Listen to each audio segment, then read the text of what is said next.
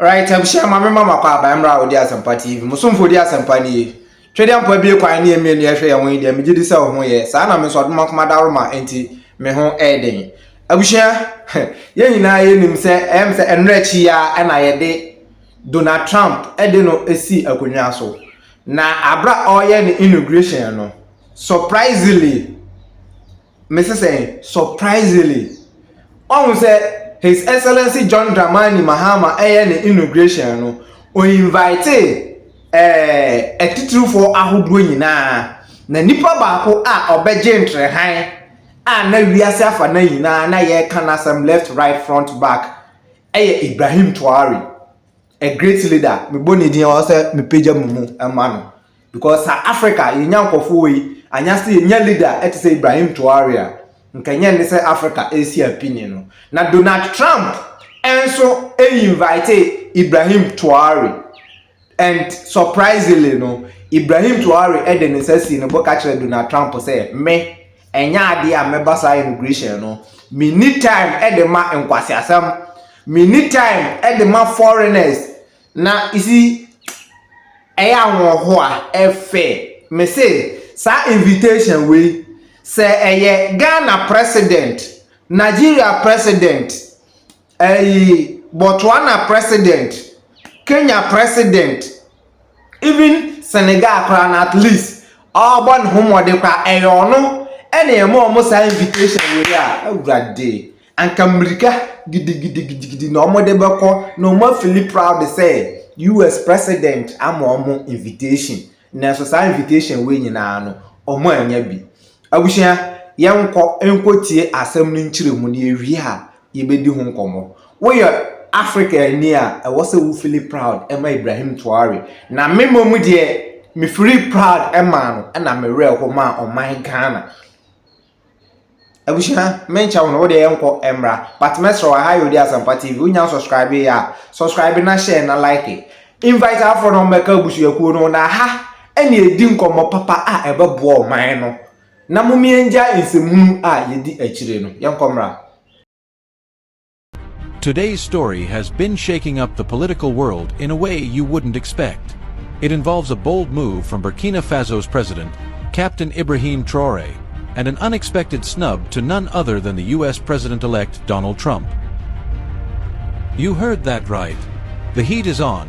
And here's why Captain Ibrahim Traore just rejected an invitation to attend Trump's inauguration this coming Monday, January 20th, 2025. Now, you might be wondering, why would Captain Ibrahim Traore, the 36-year-old leader who took power in Burkina Faso in 2022, refuse such a high-profile invitation from one of the world's most controversial figures? Well, let's break it down. First off, Traore's leadership has been anything but ordinary. He came into power following a military coup, promising reforms and a return to stability for his war-torn country, which has been struggling with insurgent attacks in the Sahel region. So, it's no surprise that his international diplomacy is more focused on his country's security and economic needs than symbolic gestures. Now, let's talk about the big news. Captain Traore turned down an invitation from Trump to attend his inauguration as the 47th President of the United States, scheduled for January 20th, 2025. And this wasn't just any diplomatic invitation. It was a personal invitation from Trump, extended in the spirit of reinforcing ties between the US and African nations. But Traore's rejection is making headlines. Why? Well, here's the kicker. He cites more pressing matters at home, specifically focusing on combating insurgency and securing Burkina Faso's borders. He's making it clear that his priorities lie at home. Now, some of you might be wondering, why is this such a big deal? Sure, international diplomacy is complex, but this is far from just another rejection of a state invitation. Captain Traore's move shows that he's willing to stand his ground and prioritize his nation's sovereignty over international photo ops. And given the ongoing instability in the region, this rejection could signal a deeper message. He's not playing the political game for show. He's focusing on what truly matters. Now, here's where it gets interesting. January 7th, 2025, was a day of pomp and ceremony, celebrating the democratic transition of power in Ghana. President John Mahama was inaugurated amidst a sea of dignitaries from around Africa. But one visitor stood out, and that is Captain Ibrahim Traore. Thank you very much. Thank you. Thank you for coming. Yes. Good. Thank you. Captain Traore arrived not just with his charisma but with a holstered pistol, sparking a mixture of awe, concern, and debate about diplomatic protocols. This move was seen by some as a breach of security, while others viewed it as a statement of resilience from a leader combating insurgency back home. The attendance of Ghana inauguration by Captain Ibrahim Traore might have forced Trump to also try his luck. However, there's more to the story. By rejecting Trump's invitation, Traore is also sending a message to the US and the West. He's showing that his leadership isn't swayed by foreign influence. This rejection could have long-term diplomatic consequences, especially as the US looks to increase its involvement in African security and development.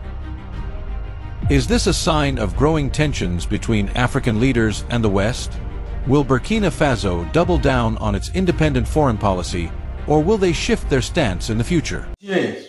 So what put here video no? We and the yahweh free Africa. Na ebia ubisa se adenti na Ibrahim Traore ebeyesa. You see, abranya baby ameka cho se Ibrahim Traore ba wo bae no. Kwame Nkrumah asem a okae say the black man is capable of managing his own affair no.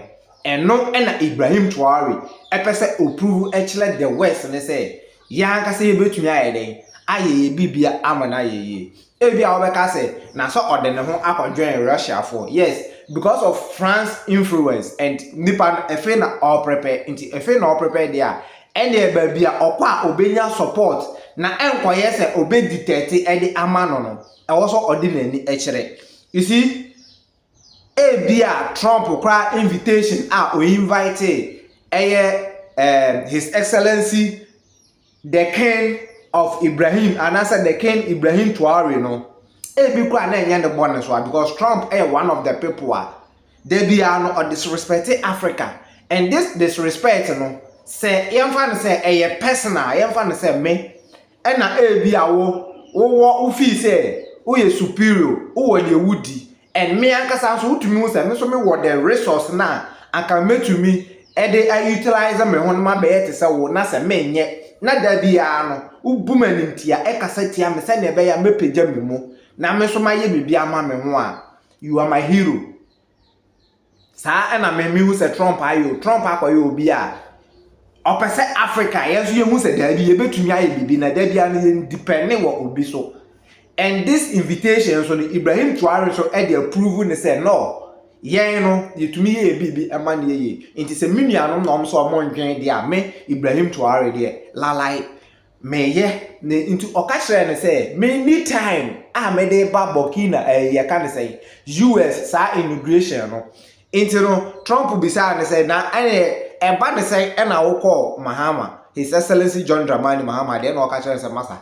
His Excellency John Dramani Mahama. Oh, you million bibini. And I'm in a boy share wa hey and on the to make all money ye into one quo. Me say Africa yem paying for ebi. Uyi sa way Ibrahim Traore asimi gota any bakwe. Ni refi onu ni di. Uyi omu free wa omu amaka emu bia. Anka America bi odebako ruto ete Kenya. Edwanoko international eko kachiro omo say because of Russia-Ukraine war the farmers enya fertilizer. What a shame. Sata so na so na mu na okutwabo Ibrahim Traore so oye terrorist na so no na oteso na ye invite na nka wokotena private jet mu ewusi sika de akotena ho no wa bra ye nya profit bia. Then could you imagine say even one say news will be circulate here. Nigeria president Eden ho kobo breaks. Enya view. Monday ya did Donald Trump see. You see, all these messages, you should tell African leaders something. His Excellency John Dramani Mahama see so. party akɛseɛ ɛna asɔfo na wɔkɔ butu wɔn anim ne yɛde ɛsɛ egu na pampa mu ɛdɔmɛ no ɔmo fi sɛ yɛ nhyira o saa asɔfo wei mu ɔmo nsa yɛ mogya ne musuo nkoaa ɛna ɔkɔ ha na ɔkɔ butu ne yɛde yɛnsa ato na pampa mu na ɔkɔ ha na ɔkɔ butu ne yɛde yɛnsa ato na pampa mu na ɔsoa ɔman ne sika ɛde ma ɔmo yɛde Donald Trump esi so a that day na ɛna ɔde ne nhyehyɛ almost 200 and something edigu from enra me no obi kasa wo US ɛna ɔhyɛ ase sɛ ɔbobɔ bi ɛde kyerɛ me sisi a wɔse ɔmo ni support bia ɛde ma African country bia wo ba na oyo set sɛ ne Ghana ha aye obi wɔ hɔ a ɔfa yefunu a na ɔde akɔ hɔ no akɔwo na kyɛ sɛ akwala no wɔ hɔ saa citizen wɔtwam turumu ɔbaa twam isi yɛte ɔman Ghana mu hanom masa meme obi a wadi machi ache bia no enim me nya MPP nya NDC me na me support na Kwame Bedi aho and me support no for a good cause because and someone be kan no no kan asem papa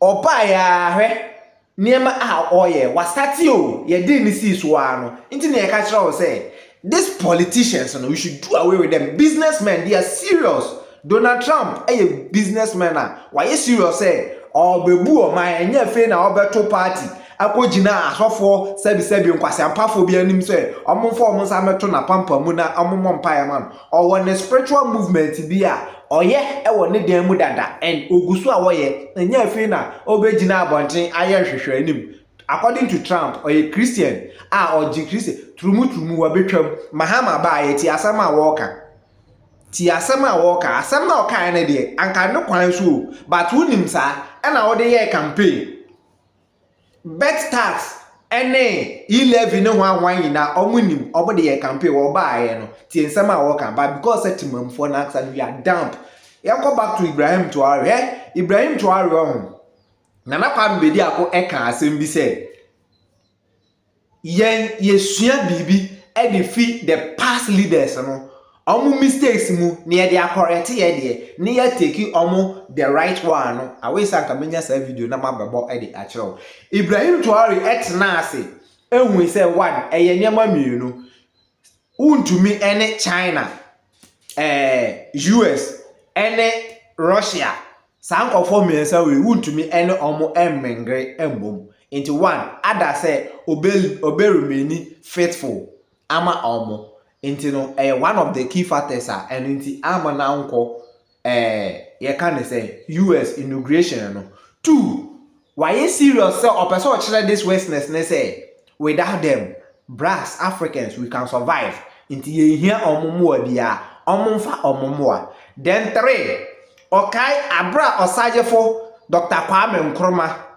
oti akonwa so na opesa oman Ghana etumpon because ono no make statement say black man is capable of managing his own affair and Ghanaians no ya try our best to prove him wrong and truly no you proven the wrong say ono kwa na nko betumi ayesa but leaders na bani na no lalai Kaneman peyin JJ Rollins and a born a homoding and omo democracy influence na no so bibia jigu ye kharizam osagefo Dr. Kwame Nkrumah teso na omuntumi anyeku entu ne to ase and omo sheda we na wo de wo na wo kasa wo yetie ene wanwan channels ayinfa and ye war na tiko say oh onko no omo nko kasa na okasa omo beji atu otu ne bo ana omo yeku ewo nachi editia Inti Ibrahim Tuare ayobi a watena ase as they did the great leaders of Africa.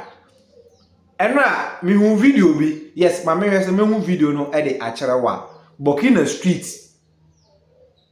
Wo hwe video no Bokina Street o ene din e da so odi Kwame Nkrumah Street. Yen yete ha ena jimi keka na me aya youth na eba no kwa no mo ho ye me mobo Yes, solia, yes, see, a post school, you're no brofo, wa, ye beye election. She adria, na Kwame Bedi ako ekuta, Edemamu University student. hwe policies anase plans ana odigu ho emomo ebi mo kra was started and this universities, so-called universities, mo na mo se mo ko universities so ya yanko bi kra no sebi o ya dwen ya adwuma che majority of mo na mo se mo go universities wonom no mo antumi antena ase who the dreams and the plans are e what na kwa me bedi akon ni ideology mu na obeti kwase ampanyin bi se ai ni ideas na ode ba no de eye but on twen kakra e comedy obi brew aduane mu wadi a o se da bi ma menchere me yem kom kakra answer. Does it make sense? Ai no ne de ni ode ba de eye but ye nim no ye ntwen kakra na wotoma na wase vote any ade any enne we maka kire say His Excellency John Dramani Mahama or ya de na ya e babo na ba so enya ye beka or stati niema odugugu akwam promises ahodo akese still order so promise. Don't forget nanado ye to abama ni wieye eswori ni in wieye e na obegina ye I shall protect the public press and na osai say so wo say na mamuomu nti na oba be pesika because aban mu no ye nya sika quick dia and dia oboa for private sector then you hu ye the same thing na His Excellency John Dramani Mahama nanka eba ne sen oba ya wo se maseti team monko hajj enko kanchiro mo se prizes na mo de ma me nko for the ba hajj ebetwa kaba no ho keke ehia no mo tete so and sa team we a was set sikapuduo na waterm e de amom bum na omo de akọ owie ya wasan so kra sanse abeka amna nanado dankwa e de ato hono ma yamu yehu ne pomasi bra ye ka ho asam no wo se me san e betu me so me de e wo baabi foforo oso obesi cathedral no abushia unya hwe akohwe oso obesi sa cathedral no e wo baabi foforo no investigating nanado de no. You see, on my team, ye nye serious about pe. Ye di USC so. Na ye na citizen no, ye ka bibia no akọ compare tai uko US a Democrat na Republicans na ewuri. Democrat na Republicans na wo compare omo no. Omo amamu omo bu no ho no ebi ne ye ha. Na Trump ba ye na ye di ni si so a no wate. Nemra twitwa Mahama de na no se obesesa ye constitution ba me kra de no kra de me support no pro say o mesesa because constitution ye ka ho asem say yensesan ye nya obi a odwen timamufo ho ye nya obi a owo anisu adehunu no de ne saka constitution amasa ebeye from frampan to fire.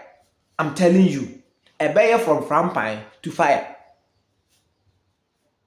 Enunti ena ye nhihye bi say ya bebo ye homode ane ahwe say ya hemfo yikra ebetumi abam na ya hemfo no so kra no ebi mu aye bebi a ewo ho enti da bia na meka no say yen youth moma ye ma ya adwen no enya adwuma na yen come together na yen reason together na yen je man no emfansi wono enti Ibrahim Traore na ka che no Ibrahim Traore in fact me feel proud of him irrespective of a kwan or the buy na kwan or the buy no. I think that's the best way because we ebi na Ghana na kwa mbedi akoyi niti yes dada na wo hwe na kwa mbedi akonso a obechi Ibrahim Traore oba yensem okaye politicians na ebu bia entumi nkabi obi na no play here ka he ECOWAS a useless organization. Ibrahim Traore buy o say ampa ECOWAS a useless organization mi hia mo fa mo ho wate no ho afiri omumu ECOWAS won ma Boko Haram fo etu we mo so sai na ECOWAS ye den Addis Ababa e hono mo kra na eye omo EU omo ayi kra no den na ekoso wo hono.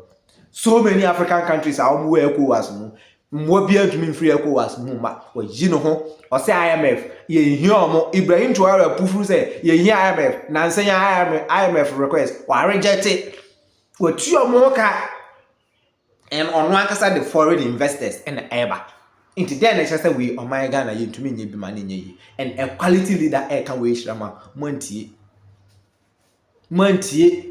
ene dumso na aje trehan ye mbremi ye kan say John Mahama crash still ye be bremino because oba ye ya no ka say eye afidie na nanado aban asum no nti yasum wa afidie no wo hu afidie ne dia enya nipa no sum afidie no wo ye den anka wo ba ya wo hyem santan nso awom anka wo ba ya wo hyem wo che no so na enya ye dia na che se ho sika wo ho no se fuolo se hwanyo na anka ma ye na bibia e koso wo promise ye say sa trap no ye ntom ene ye dam no dum so ejinamu gidi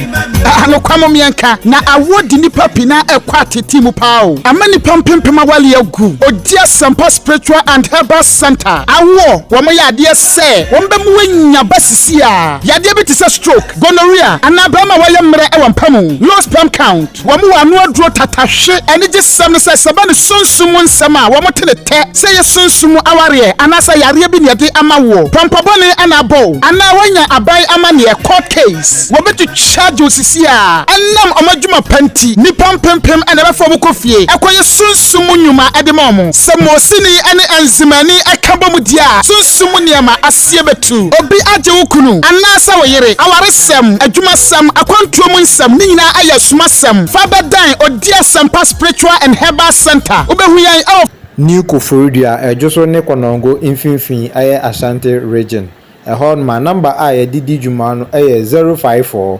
330 4976 anase 020 134 0421 054 330 4976 anase 020 134 0421 Odia Sampa Spiritual and Herbal Center. Ye be diwa samama.